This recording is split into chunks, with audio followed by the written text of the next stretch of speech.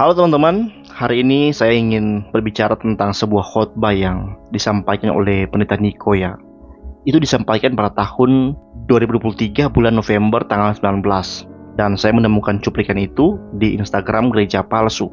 Cuplikannya. Tuhan sedang berbicara kepada kita tentang tahun 2033.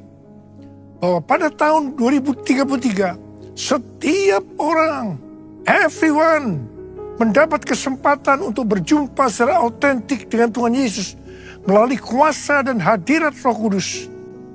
Rick Warren mendapatkan bahwa goal untuk menyelesaikan amanat agung adalah tahun 2033. Sesuai dengan Matius 24 ayat 14 dikatakan bahwa kalau amanat agung sudah selesai, Tuhan Yesus datang kembali. Saya akan mengingatkan kita bahwa tugas utama kita sebagai orang percaya adalah menyelesaikan amanat agung.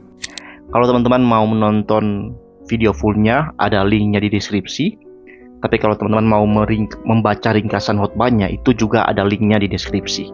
Di sini saya mau menanggapi soal klaim yang dia buat yang cukup menarik perhatian, yaitu tentang tahun 2033 sebagai goal penyelesaian amanat agung. Dalam konteks khotbahnya, klaim ini tampaknya mengarahkan pada gagasan bahwa tahun tersebut akan menjadi momen penting dalam sejarah gereja, dengan kemungkinan dikaitkan pada prediksi tentang kedatangan Yesus. Teman-teman, klaim semacam ini menimbulkan sejumlah persoalan teologis yang perlu dibahas dengan lebih dalam.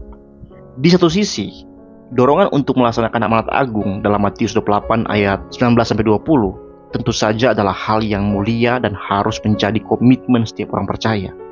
Injil harus diberitakan ke seluruh dunia, dan kita harus siap kapan saja dalam melaksanakan perintah Kristus ini. Tapi teman-teman, upaya untuk mengaitkan tahun tertentu atau tanggal tertentu dengan kedatangan Yesus atau penyelesaian amanat agung, itu adalah sebuah pemikiran yang sangat sesat. Pertama, prediksi tentang tahun atau waktu spesifik kedatangan Yesus itu bertentangan dengan ajaran yang jelas dari Yesus sendiri. Dalam Matius 24 ayat 36, Yesus dengan tegas menyatakan, tetapi tentang hari dan saat itu tidak ada yang tahu, malaikat-malaikat di sorga tidak, dan anak pun tidak, hanya Bapa sendiri. Nah, ayat itu teman-teman menunjukkan bahwa setiap upaya untuk menargetkan tahun tertentu bagi kedatangan Yesus adalah satu pemikiran yang sangat sesat dan salah. Karena sekali lagi hal itu mengabaikan peringatan Tuhan tentang ketidakpastian waktu tersebut. Menargetkan tahun 2033 sebagai momen penting terkait amanat agung atau kedatangan Yesus itu bisa menimbulkan kebingungan dalam kekristenan, dalam jemaat Kristen, terutama yang dia gembalakan yang juga adalah domba-domba Tuhan di sana, dan itu bisa menimbulkan ekspektasi yang tidak realistis, yang pada akhirnya bisa berdampak buruk pada iman mereka jika prediksi itu tidak terwujud. Sejarah telah memberikan banyak contoh klaim-klaim serupa yang berakhir dengan kekecewaan. Banyak kelompok agama sepanjang sejarah telah membuat prediksi tentang kedatangan Yesus, termasuk beberapa tokoh dalam kekristenan sendiri, dalam aliran Kristen yang lainnya. Namun semua prediksi itu salah teman-teman. Salah satu contoh yang terkenal adalah ramalan dari kelompok Millerite ya, pada abad ke-19. Yang mengklaim bahwa Yesus akan kembali pada tahun 1844. Nah, ketika hal tersebut tidak terjadi, peristiwa itu terkenal sampai hari ini sebagai The Great Disappointment atau kekecewaan besar, yang menyebabkan banyak orang meninggalkan iman mereka atau mengalami krisis kepercayaan. Mengulangi kesalahan seperti ini, bahkan dengan niat baik, bisa membawa akibat yang sama, yaitu kehancuran spiritual bagi mereka yang mempercayainya. Lebih dari itu, menargetkan tahun tertentu untuk penyelesaian amanat agung itu juga menyeratkan bahwa amanat agung bisa sepenuhnya diukur oleh manusia dan bahwa kita dapat mencapai garis akhir tertentu. Meskipun kita dipanggil untuk memberitakan Injil di seluruh dunia, penyelesaian tugas ini adalah bagian dari rencana Tuhan yang agung. Kita tidak mengetahui dengan pasti bagaimana dan kapan misi ini akan selesai secara global, karena pekerjaan Tuhan seringkali berlangsung di luar kendali atau pemahaman kita. Selain itu, fokus berlebihan pada satu tahun tertentu itu dapat mengalihkan perhatian dari panggilan kita untuk selalu setia dan berjaga-jaga dalam setiap waktu dan keadaan, bukan hanya ketika mendekati tahun 2033. Akhirnya teman-teman, sebagai orang percaya kita harus tetap menjaga keseimbangan antara antusiasme untuk menyebarkan Injil dan kerendahan hati dalam menghadapi ketidakpastian eskatologis. Seperti yang Yesus peringatkan, tugas kita adalah berjaga-jaga setiap saat. Dalam Matius 24 ayat 42-44. Karena kedatangannya bisa terjadi kapan saja. Kita nggak pernah tahu. Kita rasa dunia sedang baik-baik aja, sedang aman-aman aja, nggak ada masalah. Kalau dia bisa datang tahun depan. Yang pasti kita harus berjaga-jaga setiap hari. Dan hal ini berarti kita harus hidup dalam kewaspadaan rohani yang konstan. Mempersiapkan diri setiap hari dan bukan sekedar memusatkan perhatian pada satu momen atau prediksi tertentu. Setiap generasi umat Kristen harus menjalani hidup dengan pengharapan yang penuh akan kedatangan Yesus, sambil tetap menyadari bahwa waktu kedatangan itu sepenuhnya berada dalam kuasa dan kehendak Allah, bukan di tangan manusia atau di pikiran manusia. Oleh karena itu, sekalipun klaim tentang tahun 2033 mungkin dimaksudkan untuk membangkitkan semangat penginjilan, kita perlu berhati-hati agar nggak jatuh ke dalam jebakan spekulasi eskatologis yang bisa merusak iman jemaat. Kemudian dalam ringkasan khotbahnya, dia juga membahas tentang sembahyang yang dikaitkan dengan doa, pujian, dan penyembahan dalam kerangka konsep yang disebut Pentakosta ketiga. Teman-teman, konsep ini yang populer dalam beberapa kelompok Kristen modern, terutama yang terkait dengan gerakan karismatik ya, merupakan istilah yang relatif dan tidak memiliki dasar yang kuat dalam Alkitab. Sama sekali tidak. Istilah ini menggambarkan harapan akan gelombang baru pencurahan Roh Kudus yang diklaim itu akan terjadi pada masa mendatang, khususnya sebelum tahun 2033. Tapi kita perlu memeriksa klaim ini dengan lebih kritis, terutama dari sudut pandang teologi Alkitab.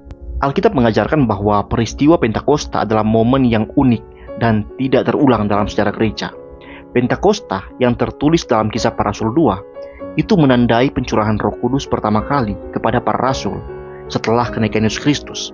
Nah, peristiwa ini menggenapi janji yang telah diberikan oleh Yesus dalam Yohanes 14 ayat 16-17, yaitu bahwa Roh Kudus akan datang sebagai penolong dan penghibur bagi umatnya. Pada hari Pentakosta, Roh Kudus dicurahkan dengan kekuatan yang besar, mengubah para rasul yang sebelumnya takut dan ragu menjadi pemberita Injil yang penuh keberanian.